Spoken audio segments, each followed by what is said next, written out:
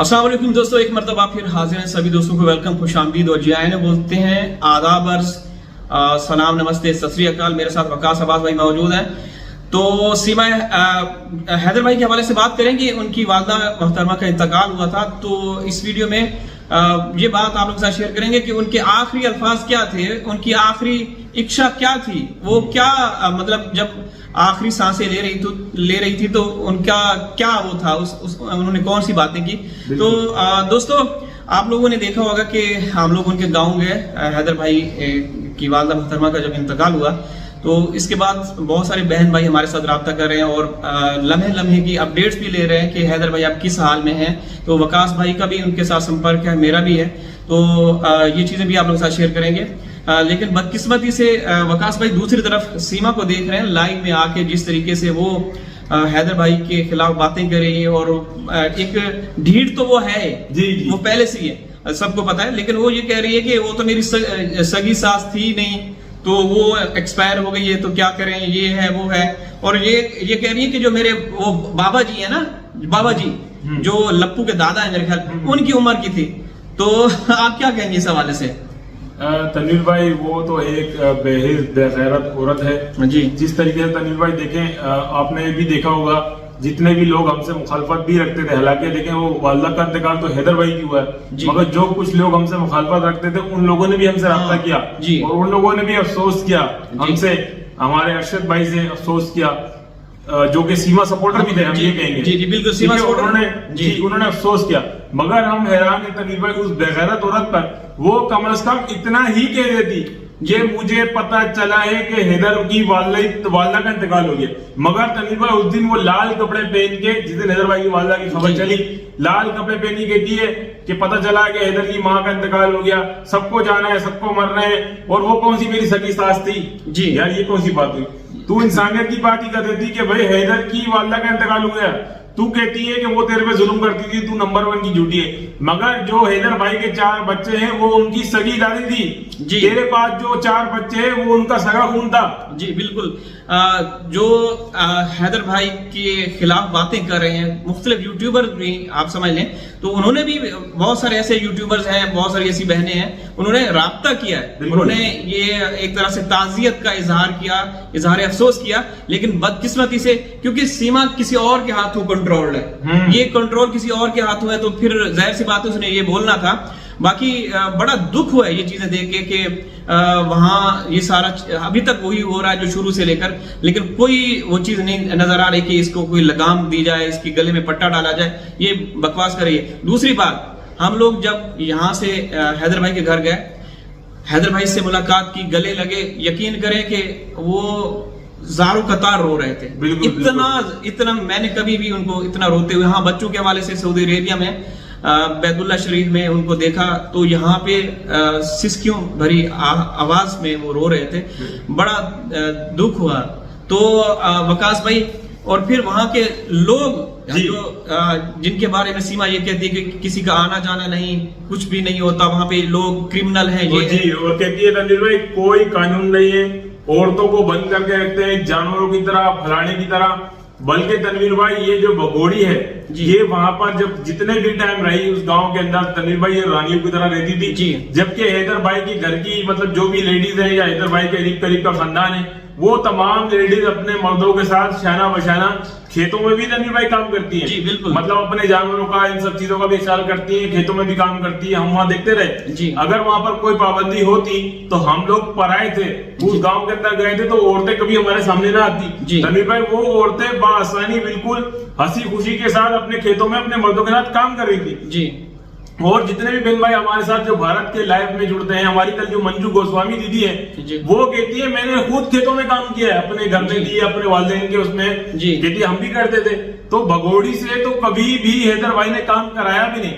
और तनवीर भाई भगोड़ी ने एक अपने बयान के अंदर, यानी कि एक इंटरव्यू दिया था, उसके अंदर कहा कि आप कहाँ रही थी हैदर के साथ, आप गाँव रही? बोली हाँ मैं गाँव में थी, ऐसा था ऐसा था। बोला आपने कभी गाँव के अंदर वहां पर खेतों में काम किया? तो भगोड़ी ने कैसे 10 किलो का सर हिलाया? नहीं, कि मैंने कभी काम नहीं किया।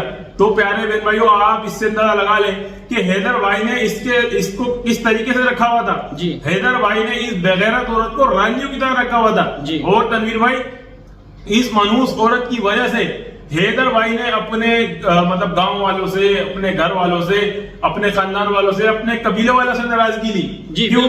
क्योंकि हैदर भाई ने फैसला किया, क्योंकि सीमा कहती थी मैं इधर नहीं रह सकती गांव में, तो हैदर भाई ने फैसला किया चलो ठीक है, मैं इसको इसकी खुशी की खातिर मैं कराची जैसे शहर में रखता हूँ। तो जितने भी बच्चों की पैदाइश हुई वो कराची शहर में हुई। जी बिल्कुल। तो तनवीर भाई आप देखें, उस शख्स ने तो अपनी हर चीज की कुर्बानी भगोड़ी के लिए दी है। जी बिल्कुल ऐसे ही है। और दूसरी बात, जब यहाँ हम कराची से वहां पहुंचे तो जिस तरीके से हम लोगों ने जिक्र किया, हैदर भाई ने सारा वो बताया कि मेरी माँ की आखिरी इच्छा, आखिरी ख्वाहिश क्या थी।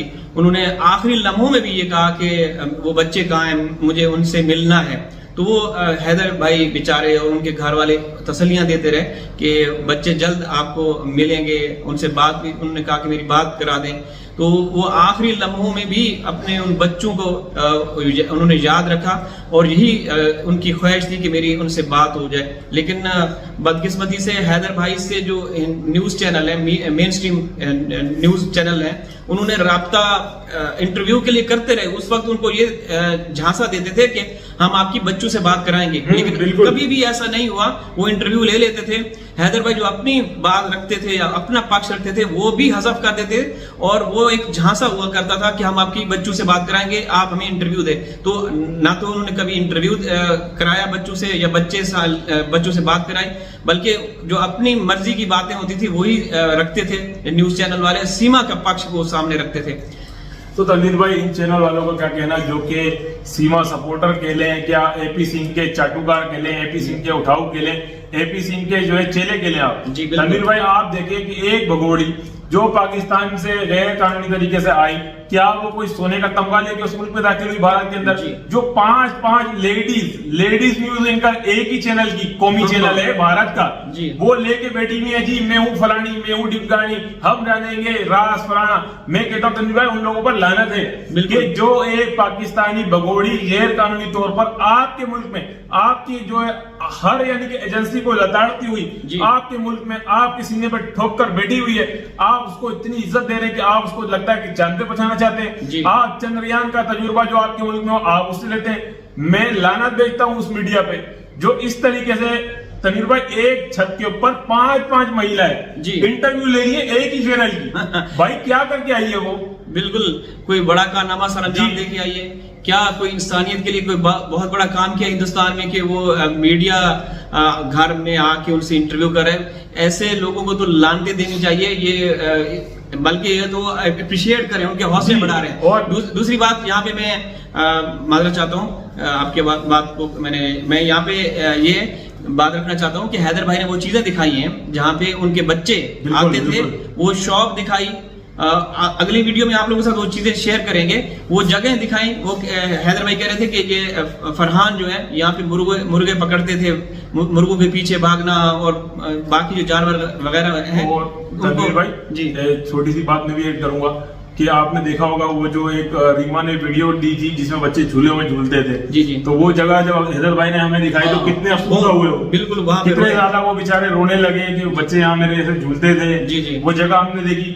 तो हमें कोई हैदर भाई को अफसुर्दा करना हमारा मकसद नहीं था, हम फिजिकल देखना चाहते थे। और हमने हैदर भाई के अलावा भी तनवीर भाई जब हैदर भाई वो मौजूद नहीं थे, हमने तब भी लोगों से इंटरव्यू किया तो उनमें से काफी सारे लोगों ने कहा कि हाँ, जब वो सीमा बच्चे हो गए थे 3 बच्चों के साथ यहाँ पर आती थी और यहाँ पर काफी दिन वो रुकते थे और बच्चे जानवरों से मतलब गायें और बकरियां, मुर्गियां, इनसे बड़े खुश होते थे।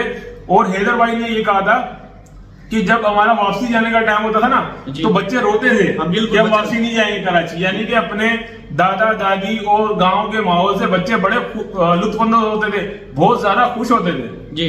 और दूसरी बात है कि उन 2 बच्चों के हवाले से जो लोग पूछते हैं वकास भाई, उन बच्चों से भी हमारी मुलाकात हुई और वो जो उनके बड़े बेटे हैं जिस तरीके से अपने दादा के साथ वहां पे लोग आए हुए थे तो वहां पे वो बैठे रहे और दादा के साथ उन्होंने मतलब गले में हाथ डाल के हमने उसको देखा तो किस तरीके से अपने दादा के साथ प्यार करते हैं। तो उनका जो बच्चे हिंदुस्तान चले गए, क्या उनका प्यार नहीं रहा होगा दादा के साथ सही बात है, यहाँ। बिल्कुल, तो बिल्कुल। ये चीज भी हमें देखने को मिली।